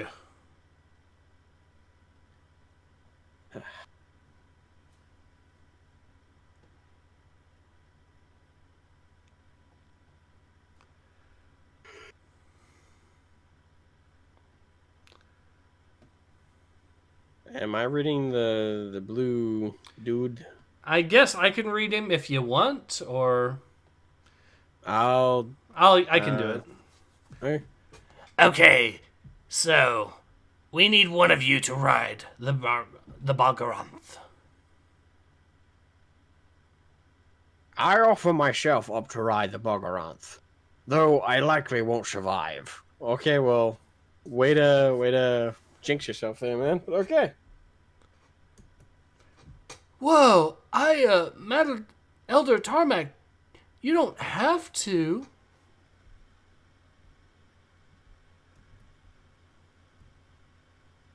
All right, That's so a let little me blue guy. see here. Some more comments here, real quick. Sorry, I lost the chat there for a moment. Opposite says, remember when Jango Fett absolutely owned a Jedi Master who was a sitting member of the Council? Yes, I do. Dragonus Wolford says, are they abolishing Jedi consulars? Maybe, who knows? Well, I was assuming that they were including that under the rank of knight. Correct. In Legends, consulars were considered a separate discipline from knights. But if we're also going to bring up consulars, we have to also bring up Temple Guard, because they were also their own designation. Each one was a specialty once you passed your trials after being a Padawan. If I recall correctly, you could elect for one of them. But typically, you could only elect if you met the requirements of your Padawanship. Typically, it also took a recommendation from your master. Like, your master would recommend you for the Temple Guard if he felt that you were strong, disciplined, and would serve as a mighty defender and dauntless protector of the temple and of the Jedi's, property, essentially. If you were a mighty warrior who sought adventure and would be most useful out in the stars, servicing the Jedi Order in more active or proactive duties, you were a Jedi Knight. If you were of the Force and of studying and of the more intellectual and knowledge basis of interest, you were usually recommended for consularship. Typically, consulars were in positions like, do you remember, I don't know if you remember this from the movie, but or the cartoon, or the 3D cartoon, do you remember the librarian in the Jedi Temple, the old lady? From the movie, yeah. She was a consular. Okay. That's basically what they are. I guess a fantasy, very good. A knight is like a warrior. A temple guard is like a paladin, or like a big beefy paladin, and consulars are like mages. Okay. It's like the best way I can put it. Understood. Okay. They're experts of the Force and experts of wider knowledge in the galaxy. All right, so some more comments here. Orsosium says that alien species had arms, right? I know I saw it at Jabba's palace. It did indeed, because I'm pretty sure it was using a musical instrument with them. Opposite Jedi says, what is this art? Is this supposed to be serious or not? This is supposed to be serious. You're supposed to take this seriously. Why aren't you taking this seriously? Yeah, the bright blue colored dude who looks like he's straight out of the Bones graphic novel. Honestly, he looks like he looks like he'd fit right in the universe of Wallace and Gromit somewhere. I was thinking the Bones comics, but apparently I'm the only one who knows that. All right, so I'll do more lines here now that we've gotten the lines down, or the comments here, chat down. Great. Let's get you situated up here then. Hey, I have lived several centuries Jesus.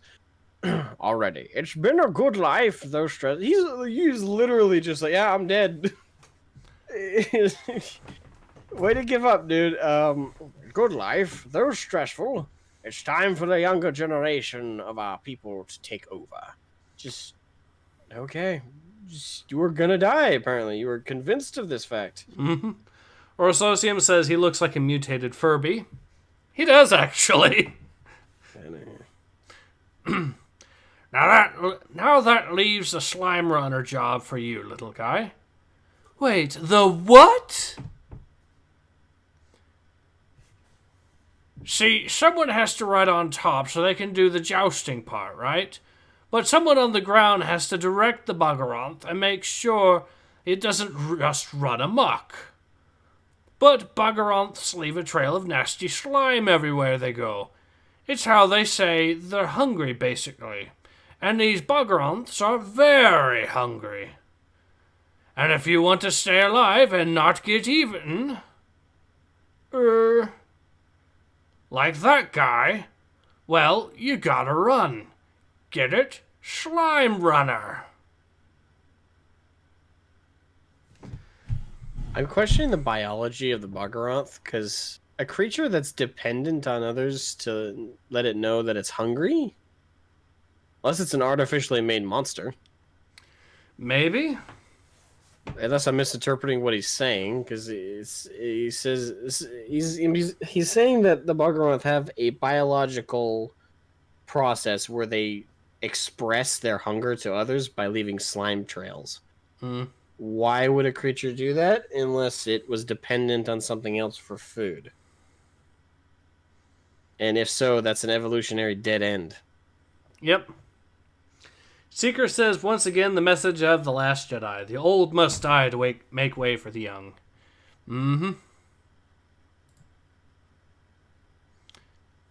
God forbid you preserve what was once there. Yeah, because then people might actually have some history there they can learn from, at least when it comes to storytelling. Or at the very least have something to derive their values from. Oh well. Orososium says, an animal is hungry, dumb, apparently nearly blind, and otherwise impaired. It also excretes slime to show they are hungry, spending more resources. You know what? Fuck it! Yep. Alright. Let the battles begin!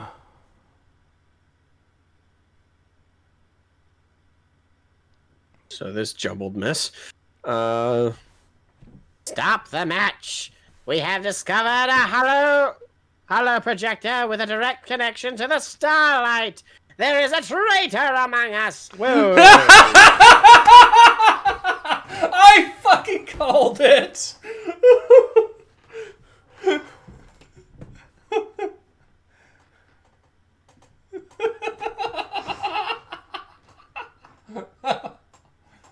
Oh no! Has Asmogan left the chat or something? He has!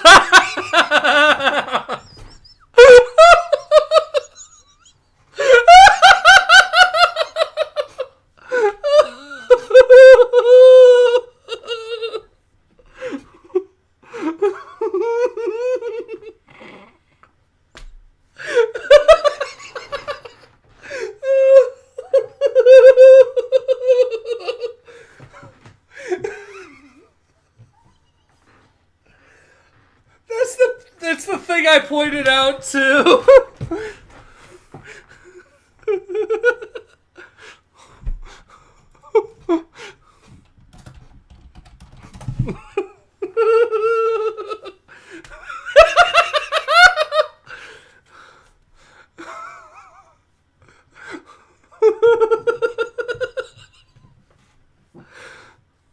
Well, at least it wasn't Marvel this time. Alright.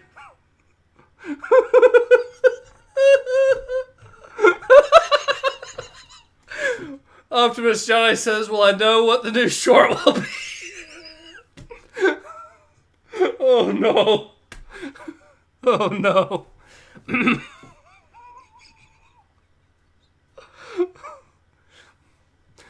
Optimus Jedi says, I hate this so much, god damn it. Orososium says, Osmogon has noped the fuck out. Dragonus Wolflord says, it happened again. You tortured it. Don't blame me, blame the comic.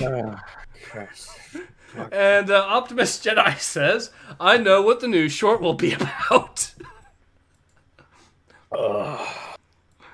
Osmogon responds with, I'm grabbing my whiskey. Yep, I grabbed it and I'm drinking it. Dragonus Wolflord says, are you sure Marvel didn't have a hand in writing this? Well, you know... Can you hear me, by the way? Yeah, I did hear you. You're okay, good. Then I thought the audio wasn't connecting again. Sorry. I know some of the same people are writing all of this at once, so yeah, you could say Marvel had some of a hand. Although by Marvel, I mean the same dude that wrote the Warhammer Adventures books. Mm-hmm.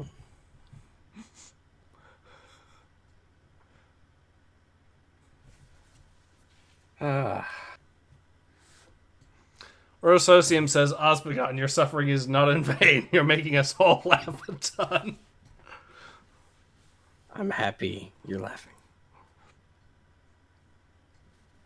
I'm glad I have the cheap whiskey. And I had some expensive ones, and that's all I had for a while. But I got some cheap stuff, some Jack Daniels. All right. You feeling better now? Slightly. So, in a contest between this and Marnius Calgar, which is worse so far?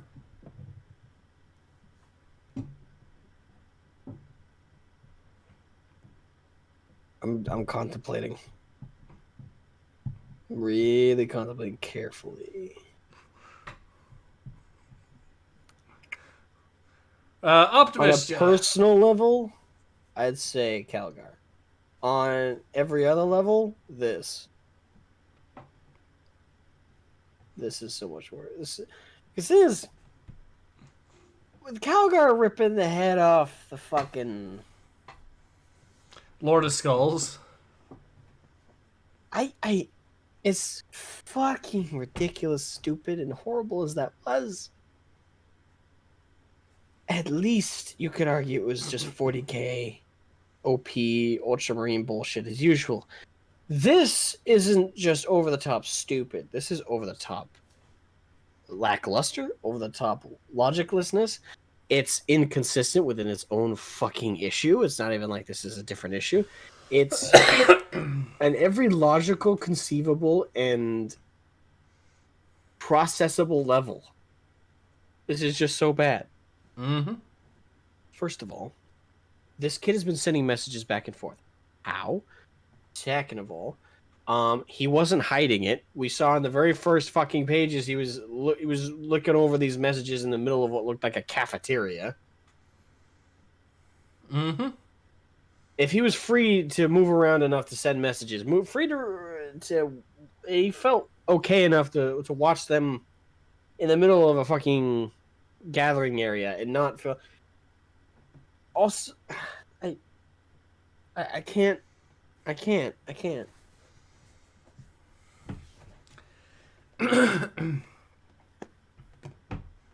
got nothing. I got nothing. I'm burnt. I'm burnt. My brain is scorched by this heresy.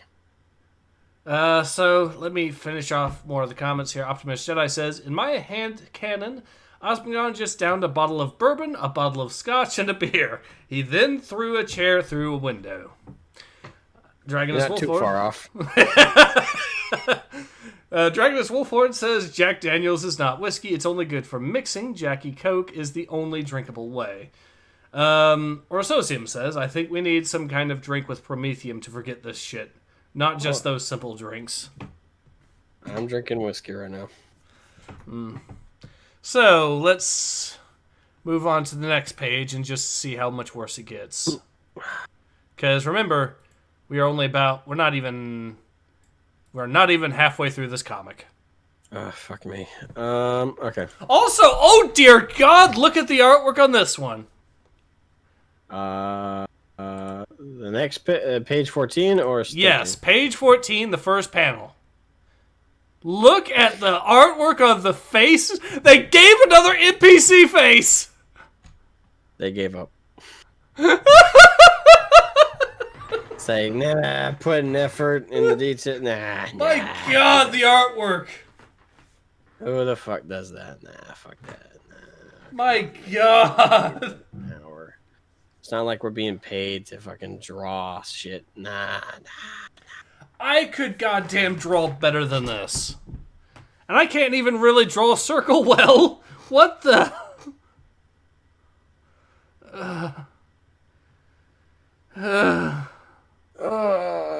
Seeker says, here's to today's first screwdriver.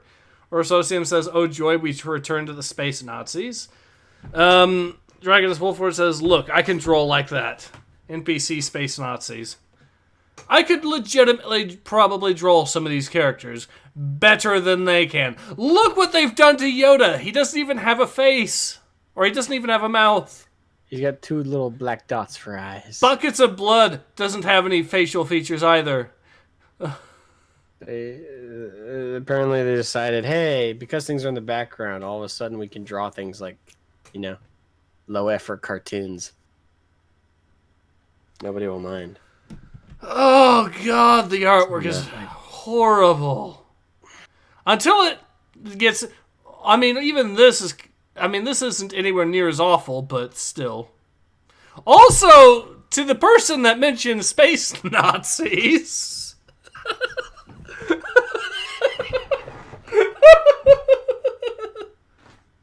I'm just saying. Okay, we're gonna be here all day. We have to get through this. I believe you're up for the lines here.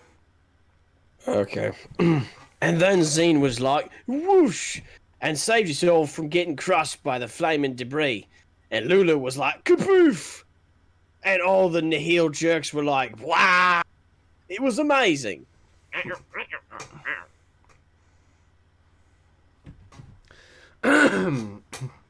Optimus Jedi says, my 3-year-old daughter has better drawing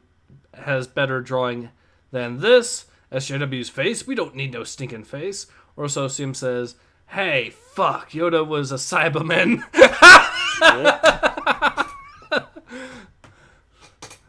Last time on Star Wars Z. Last time on Star Wars Z, Yoda was a Cyberman. And his big buckets of blood did the Nazi salute. And let's make sure you all catch the rest next time on Dragon Ball Z and Star Wars Ball Z. Orososium says, seriously, he looks like a fucking Cyberman from Dragon Ball. He does. Alright, so I believe you're up for more lines here. Yeah.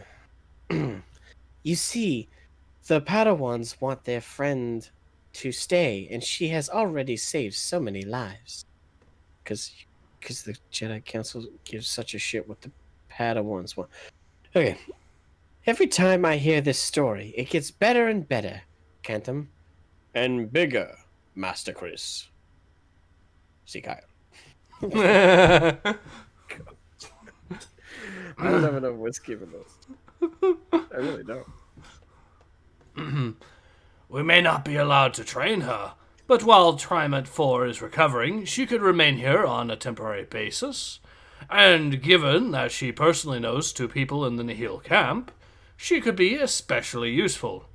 The only problem is that Nihil spider cruiser slipped beyond our barricade and disappeared into hyperspace.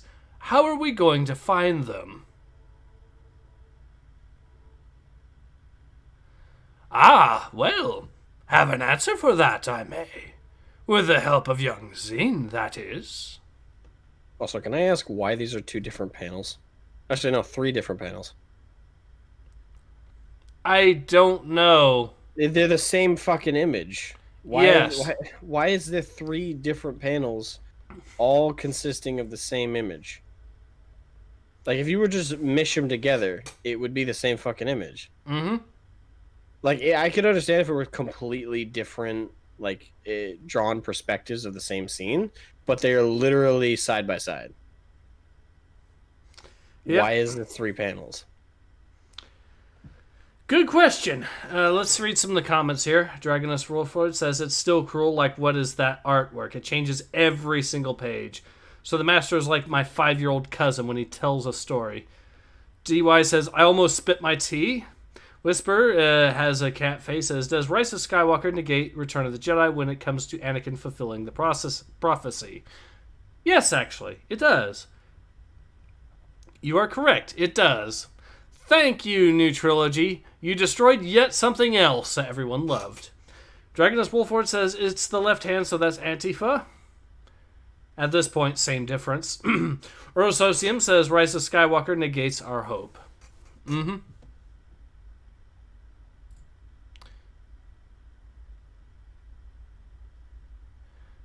Okay, so next page.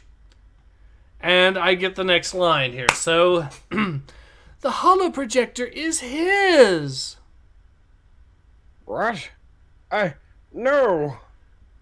Are you sure, boy? Yes, I saw him using it late at night. I didn't report it because I thought you knew about it.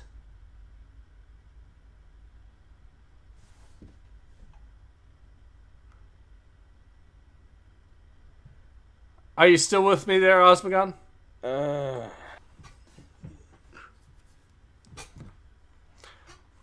on. Let me get more whiskey. You know what this reminds me of? This reminds me of you self-reporting in Among Us.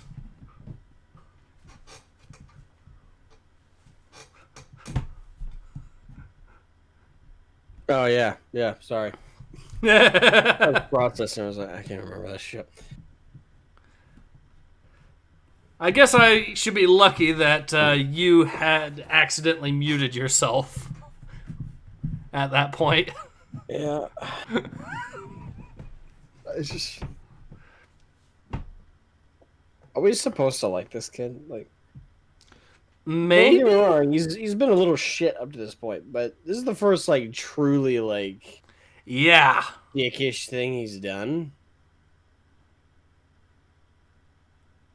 Okay. Crooks, what are you doing? It's not true. I had no idea what was that was here.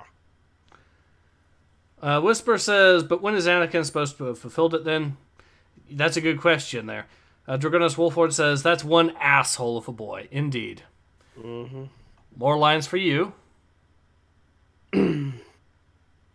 Very well. Prepare him to become a snack for our Bogorots. No! Bring the boy to my chamber. I have the riding crop ready. Sorry, I felt like throwing that one in there. You betrayed me after all that's happened. I helped raise you.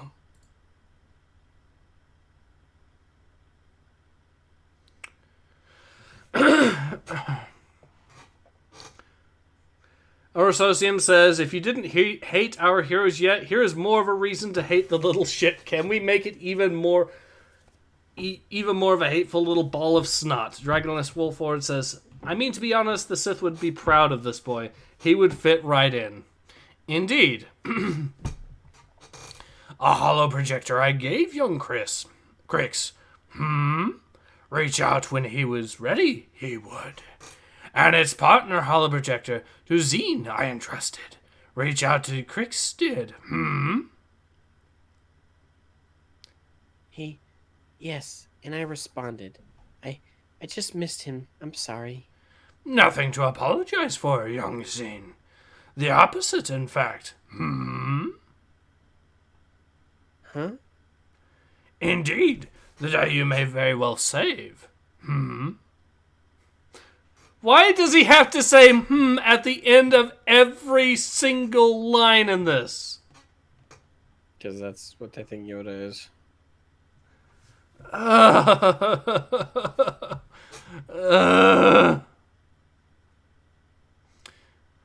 Also, he also just set up the boy to be put into more danger if the bad guys ever found this out. I just want to point that out, as demonstrated by them finding this out.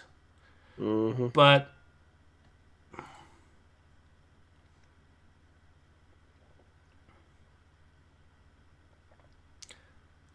all right, now you're up for some more lines. Yep. Leave us. It wasn't mine, I swear. Enough. You are in the presence of the Eye. And you concealed the hollow projector from us, and then blamed Elder Trummock. Okay, so he knows. What? No. Alright. An impressive little play, I must say. I respect it. What? You have to An impressive wait. display. I respect it. Okay. Hold on. You find it impressive that the boy lied like a kid. Like, no, it's not mine, it's his. That's how a kid lies. Mm-hmm. Granted, that's how some adults lie too, but how is that impressive? It's a basic form of lying. Mm-hmm. Redistributing the blame. Yep. What? And you respect it? Just keep going. Just keep going. No. You have to wait. You do? Problem is what we found inside the hollow projector. Huh? A transponder beacon. You've given the Jedi an exact location. But wait a sec. He gave them his exact location by responding. This was established in the prequels that if you respond to a hollow message or a hollow projector message like that, they know where you are, which is why they weren't responding to hollow projector messages in the Phantom Menace.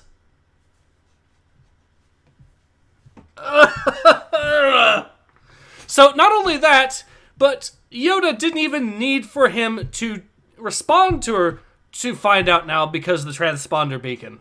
Because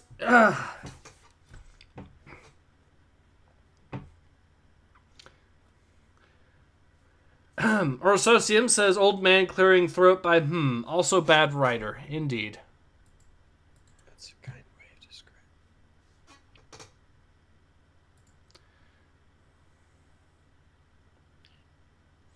All right, so I've got more lines. So, from what I've heard, this attack was markedly different from how the Nihil usually move. These Nihil had something strange on board the cruiser. Unsure of what it was, I am. But we need more time. But we need more to find out. But we need more. We need to find out more. Based on all this, I suspect this group is on some kind of secret high-level mission. We could sneak up on them and then pummel them with the laser cannons. Vazoom, vazoom, vazoom.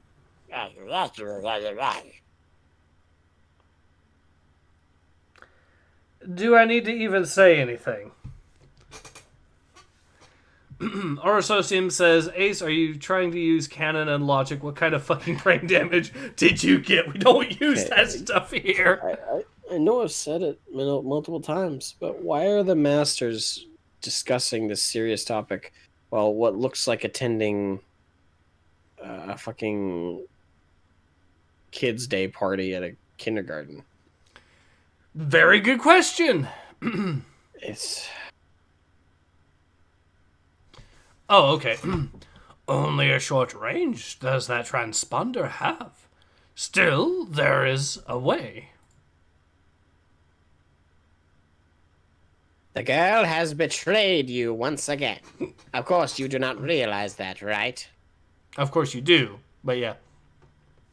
Yeah. She had to know about the transponder beacon. She's been playing you all along. Gotta love the henchmen are just kind of jumping in. A shame, really. No, Oh, they're doing this flip side of the coin shit again, aren't they? Yep.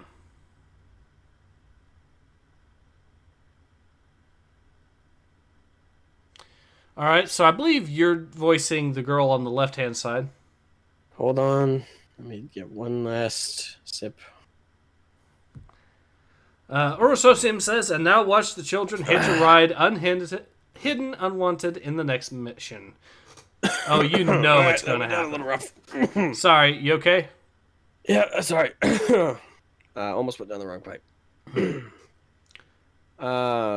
There have been reports of increased Nihil attacks in the Bright Jewel system. I guess Buckets of Blood is speaking, so that would be you. We could start at Ord Mantell. That's a reference. I don't know if it's in the Legends lore. I can't remember off the top of my head. But Ord Mantell is a planet. I remember it from, I think, KOTOR and SWOTOR. It's a Well, the planet itself really isn't all that interesting. But yeah. And see if the transponder signal shows up.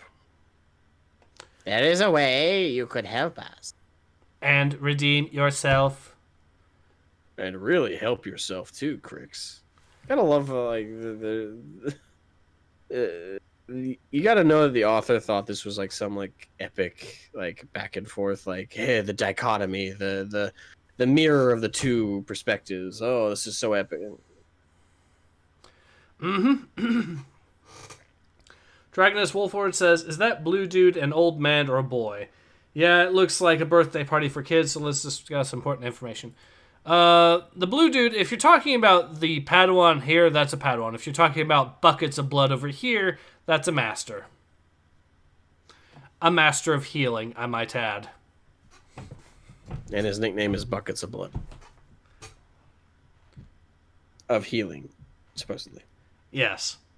Alright. Okay, you're up next. We must find. Yep. We must find out more about what Master Yoda saw on board that cruiser.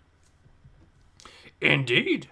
For the transponder to give us its location, it would need to send a message once we are closer. No, it would just need to send out you would just need for the kid to send out a message. Period. The transponder is only once you're within range, you can spot it on its own that way. Ugh. Again, already established lore, but okay.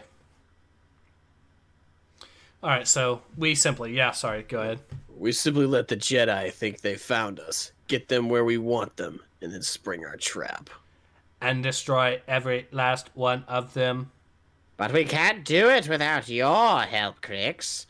Will you turn against the one who lied to you and help us defeat the Jedi once and for all? You gotta love the pose they give this kid. Like our offer, you help yourself by helping us.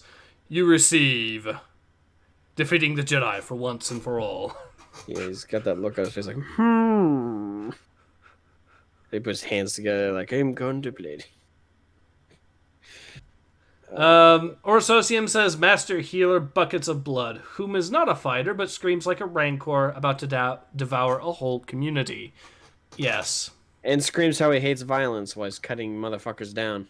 Yep. In the middle of battle. So I point that out. I hate violence. I will not forget that.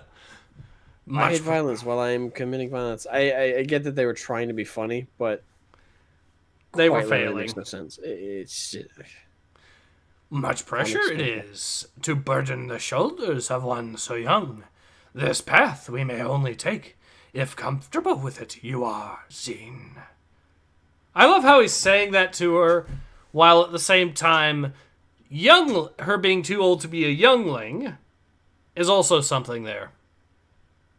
Mm-hmm. Imagine the burden of being a youngling in Star Wars. That's all I'm saying. But anyways, will you help us stop the Nihil, Zine?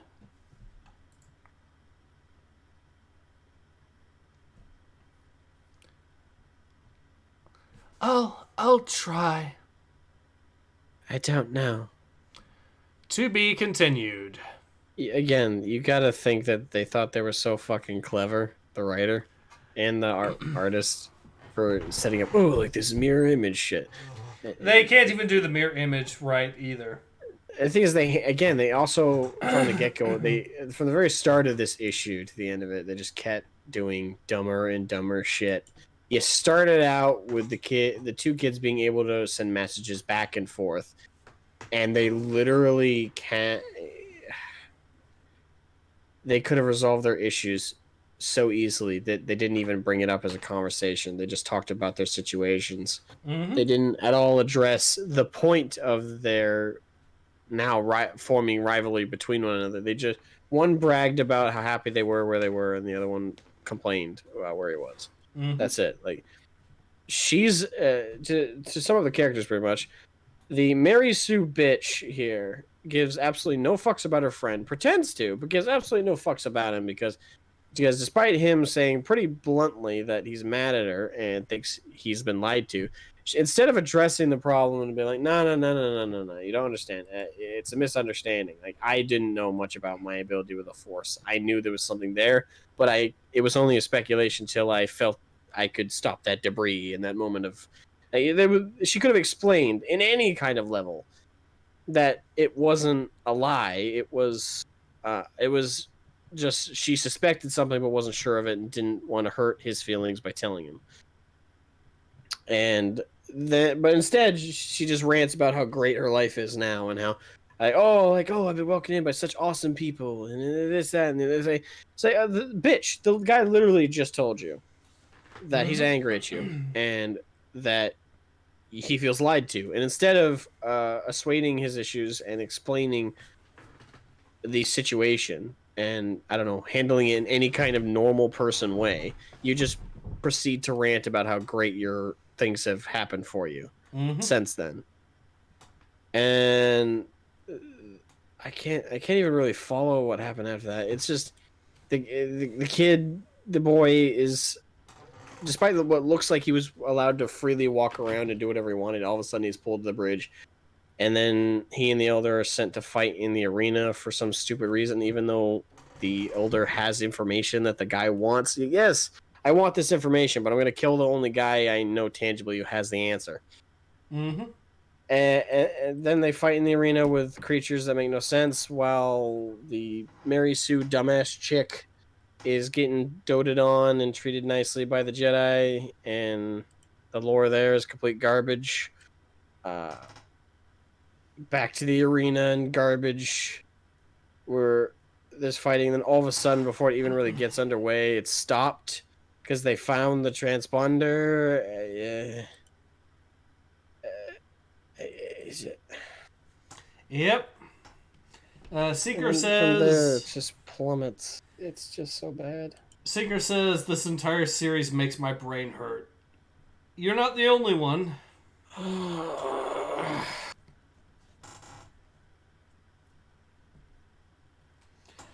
Orsosium says, Asmogan, you need a power hug. Yeah, I agree to that. I need a lot more whiskey. A hug. Unfortunately, I have more bad news.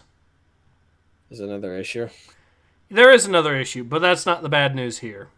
We can wait for next issue for the next time.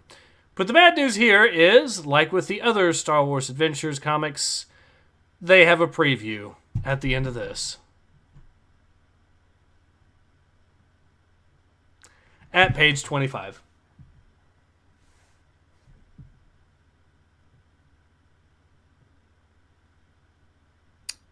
Yeah. So, shall we finish this off real quick? Do we have to read it? I mean, it's kind of been something of a tradition to read it at this point. We've read the others, so... Orsosium says, and probably brain bleach. Well, considering we're now about to read another comic centered around Rey, that would be well in order, I think. Alright, I'm not putting any effort in the voices. Okay. I'm just reading it. Star Wars Adventures. A long time ago in a galaxy far, far away. Page 1, Destroyer Down. Writer, Scott Betty. Artist, Derek Charm. Letterer, Tom B. Long. At the very fucking least, it's not Cavan Scott. Not yet, anyways. Orsosium says, if God exists, he hates us. Page 13, The Ghost Ship, Part 1. Scott Betty. John Samariva. Sean Parsons. Matt Herms. Tom B. Long again for the letterer. Okay, so and a few names here, so... Okay. You want to voice the... I'm going to assume this is Rey, so... You want to voice Rey, or shall I? I guess I will. They say if you want to get away from it all, head for the unknown regions. They say if you want to lose yourself along the way, just stop at Jakku.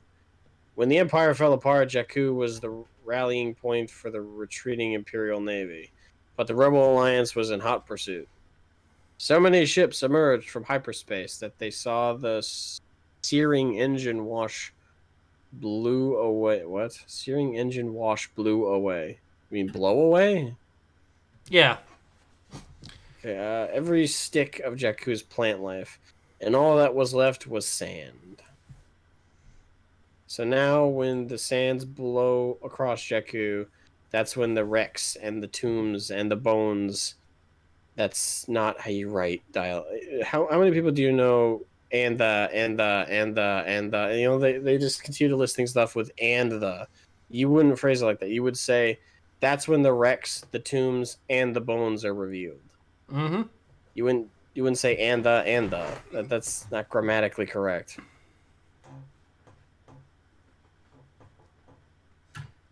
But whatever, I guess. At least that's what they say. Destroyer down, episode 1, explore. Draconis Wolford says, look, it's the weird offspring that has all the powers in the universe. Yep. But on Jakku, not everything lost or crashed or thrown away is without purpose.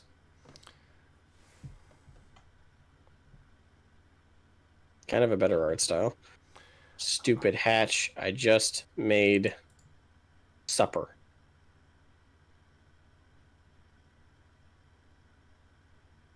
They say on Jakku, you breathe the sand and you eat the sand. Because even in sand, there is life. And that life is called bacteria. Mm-hmm. Nima Outpost, such as it is. Good morning, Baba Joe. I see you and your backpack menagerie didn't blow away in the storm. When the sand roars, we small things tuck in and await, young Wet Ray. Have you heard of the news? What news? Don't tell me Unkar Plut is raising prices on food portions again. Gather round, scavengers and tunnelers and seekers of fortune. They say that the space around Jakku was the last stand for the old empire, even as its ships fell out of the sky and dragged down rebel fighters with their tractor beams. The Imperial Navy kept records of all the frigates and freighters lost in that final battle. According to this official manifest, all but one of those vessels has been plundered by you lot. More children's tales of the fabled ghost ship Unkar Plut. Translated from Tedo Speak. Why did we need to be told that it's translated from that? 'Cause fuck you, that's why? I don't know. And to be continued, okay? So this told us a whole lot of nothing there. Yep. And that's the end of it. So it's finally over. Hooray! Yay. Seeker says, can't wait for Geo to make his stunning appearance. Oh, hi, I was called by that guy. Dragonus Wolflord says, close your door. Orsosium says, I want a Ragul outbreak whenever they write this shit. I want it so bad. And, yeah, so that was issue 3. Asmogan, would you be willing to provide us your thoughts and comparisons on this? Kill me. Is it worse than Marvel's High Republic? Yes. Worse than the Hutt Cartel Empire? Right over the line, yeah. Just barely, but yeah. That. I mean, the transponder bit still. Definitely, when we look at the Youngling shit, like what they did with that. Yes. Definitely. The lack of understanding of Star Wars in these. Oh dear, oh dear. The thing is, I don't care if you don't need to be a hardcore fan to know some of this shit is just absolute bull. Yep. Well, I'm morbidly curious to see how bad it gets in issue 4 that has recently come out. but that will have to wait for another time. I threw out my soul recharge. Yep, and also give Asmogan time to buy more alcohol. Let's be honest, he'll probably be needing it. Yeah, well, this has been Ace. Asmogan. And we look forward somewhat to seeing you next. Well, we actually look forward to seeing you guys next time. Not so much actually reading the comment, but we do look forward to hanging out with you guys. But until then, have a good one and take care.